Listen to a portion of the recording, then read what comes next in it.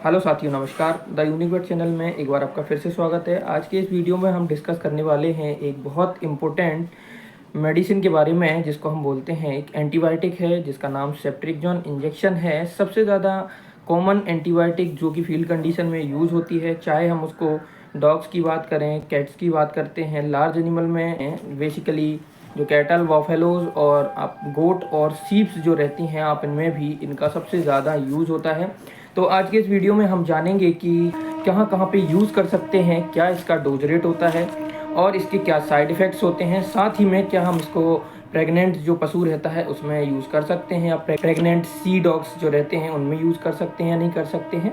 तो ये सारी जानकारी मैं आज आपको इस वीडियो के माध्यम से देने वाला हूँ। तो वीडियो स्टार्ट करने से पहले आपसे मेरी रिक्वेस्ट है कि मेरे वीडियो को लाइक और चैनल को सब्सक्राइब जरूर कर लीजिए। साथ ही में बेल आइकन जरूर प्रेस कर लीजिएगा, जिससे कि आगे कोई भी वीडियो आती है तो उसकी जानकारी आप तक पहले पहुंच जाए। तो वीडियो को स्टार्ट करते हैं। तो जो सेफ्ट्रिक्सोन इंजेक्शन जो रहता है वो एक थर्ड जनरेशन सेफेलोस्पोरिन जो ग्रुप रहता है उसके अंतर्गत ये मेडिसिन आती है।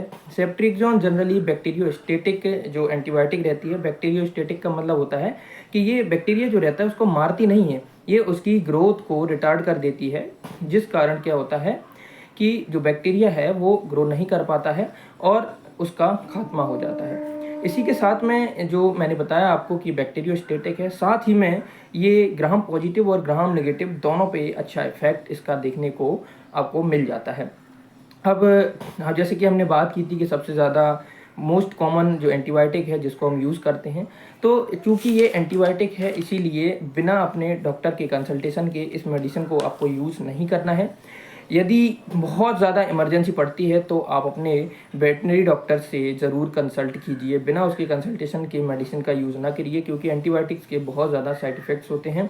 और एंटीबायोटिक जो है अगेंस्ट लाइफ कहते हैं हम उस मेडिसिन को, तो हो सकता है कि उसका जो साइड इफ़ेक्ट है वो जिसको आप दे रहे हैं उसमें भी देखने को मिल जाता है। अब इसकी हम बात कर लेते हैं कि इसका यूजेस कहाँ कहाँ इसका उपयोग में ये मेडिसिन आती है। तो सेफ्ट्रिक्सोन का जो इंजेक्शन रहता है इसका जनरली जो उपयोग रहता है वो आप किसी भी डिसीज़ में कर सकते हैं, क्योंकि ये जो एंटीबायोटिक है ग्राम पॉजिटिव ग्राम नेगेटिव दोनों पे बहुत अच्छा काम करती है, इसीलिए ये हम किसी भी डिसीज़ में यूज़ कर सकते हैं। बस वो बैक्टीरियल ओरिजिन की होनी चाहिए। हमें कभी भी जो एंटीबायोटिक्स रहती हैं उनका इस्तेमाल किसी भी अगर बैक्टीरियल डिसीज़ नहीं है तो उसमें यूज़ नहीं करना है, क्योंकि एंटीबायोटिक रेजिस्टेंस जो है एक बहुत बड़ा मामला है जो कि सामने आता जा रहा है, जिसके चलते क्या है कि ह्यूमन बीइंग्स भी ससेप्टेबल होते जा रहे हैं और जो है एंटीबायोटिक्स का इफ़ेक्ट जो है ह्यूमंस पे भी नहीं मिलता है। तो चलिए इसका यूजेस की बात करते हैं। तो इसका यूज़ जो रहता है वो हम सबसे पहले तो जो थनैला बीमारी रहती है जिसको हम मैस्टाइटिस कहते हैं, उसमें इसका बहुत अच्छा इफेक्ट देखने को मिलता है। आप चाहे तो इसको मैस्टाइटिस में यूज़ कर सकते हैं। साथ ही में कोई भी रेस्पिरेटरी ट्रैक्ट जो इन्फेक्शन रहते हैं, जैसे कि जो ब्रोंकाइटिस रहती है या निमोनिया रहती है, बस बैक्टीरियल ओरिजिन की होनी चाहिए। वो वायरल ओरिजिन की निमोनिया जो रहती है उस पर कोई भी एंटीबायोटिक का इस्तेमाल करना सही चीज़ नहीं है, क्योंकि मैंने आपको बताया कि इसके चलते बहुत ज़्यादा रेजिस्टेंस देखने को मिल रहा है, एंटीबायोटिक रेजिस्टेंस। और जो ह्यूमंस हैं वो इससे ज़्यादा परेशान हैं, क्योंकि मैक्सिमम टाइम्स ह्यूमंस जो रहते हैं वो कंज्यूम करते हैं एनिमल प्रोडक्ट्स जैसे रहते हैं, जैसे कि मिल्क रह गया है, मिल्क को यूज़ करते हैं, तो जो एंटीबायोटिक का रेजिस्टेंस है वो उनमें मिल्क के थ्रू आ सकता है। अब नेक्स्ट अगर हम बात करें तो उसमें प्लूरिसी जो रहती है या फिर सर्दी जुकाम जो रहता है, बस मैंने बोला है बैक्टीरियल ओरिजिन, वो बैक्टीरियल ओरिजिन का है। आपको ये डायग्नोस करना आना चाहिए कि ये बैक्टीरियल ओरिजिन का निमोनिया है या सर्दी जुकाम जो है बैक्टीरियल ओरिजिन के कारण है, तो आप उसमें यूज़ कर सकते हैं। बहुत अच्छा इफेक्ट है इसका। साथ ही में यूरिनरी ट्रैक्ट इन्फेक्शन जो रहते हैं, मतलब कि मूत्र नली से संबंधित जो भी इन्फेक्शंस रहते हैं, आप उसमें इसका इस्तेमाल कर सकते हैं। बहुत अच्छा इसका उपयोग रहता है। इसी के साथ में एक बहुत अच्छा उपयोग इसका रहता है, क्योंकि ये ब्लड ब्रेन बैरियर जो रहता है, मतलब कि मस्तिष्क में बहुत कम ऐसी एंटीबायोटिक्स रहती हैं जो ब्रेन में पहुंचती हैं, लेकिन ये जो एंटीबायोटिक है वो ब्रेन तक पहुंचती है, क्योंकि ये ब्लड ब्रेन बैरियर जो रहता है उसको क्रॉस कर जाती है। इसीलिए हम इसका ट्रीटमेंट जो है, जो भी ट्रीटमेंट रहता है मेनिंजाइटिस या इंसेफ्लाइटिस, इनमें हम इसका उपयोग ले सकते हैं। इसी के साथ में अगर हम बात करें तो इसमें मैंने आपको बता चुका कि वायरल डिसीज़ में इसका यूज़ नहीं है। आपको अब मैं बात करता हूं आपको कि ये डिसीज़ जो ये एंटीबायोटिक है ये प्रेगनेंसी सेफ़ है नहीं है, तो ये प्रेगनेंसी सेफ़ एंटीबायोटिक है। आप इसको प्रेग्नेंट पशु में भी इस्तेमाल कर सकते हैं। अब इसका जो ड्यूरेशन ऑफ एक्शन रहता है, मतलब कि कितने घंटे बाद हमें रिपीट करना चाहिए, कितने शॉट्स लगाने चाहिए, तो हमको इस इंजेक्शन के मिनिमम 3 शॉट लगाने चाहिए। कभी भी हमें 1 शॉट लगा के इस एंटीबायोटिक को नहीं छोड़ना चाहिए, क्योंकि इसे करने से भी एंटीबायोटिक रेजिस्टेंस जो है डेवलप होता है।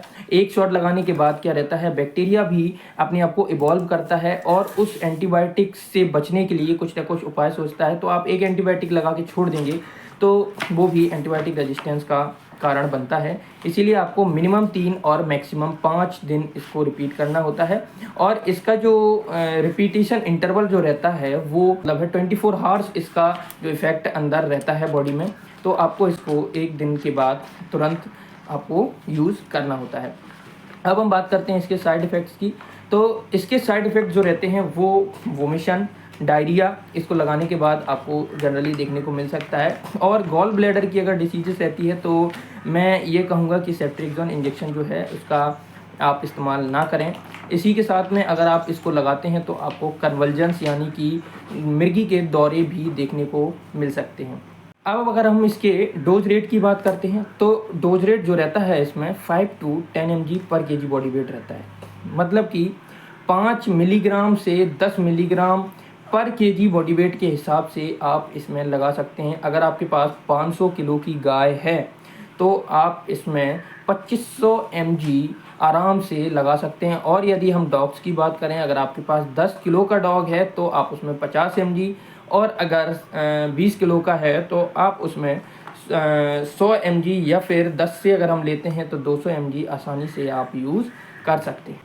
अब यदि हम और आगे बढ़ते हैं और बात करते हैं कि इस इंजेक्शन को हमें खरीदते टाइम क्या ध्यान रखना चाहिए। अगर आप पशु चिकित्सक हैं तो आपको ये ध्यान रखना चाहिए कि जो इंजेक्शन है इसमें वो एकदम क्लियर होना चाहिए, उसमें कोई भी पार्टिकल अंदर हमें नहीं दिखना चाहिए। इसी के अलावा जो इंजेक्शन आप ख़रीदते हैं उसमें सील नहीं खुली होनी चाहिए। सील अगर खुली होगी तो आपको वो इंजेक्शन नहीं खरीदना है, वहीं डिस्कार्ड कर देना है।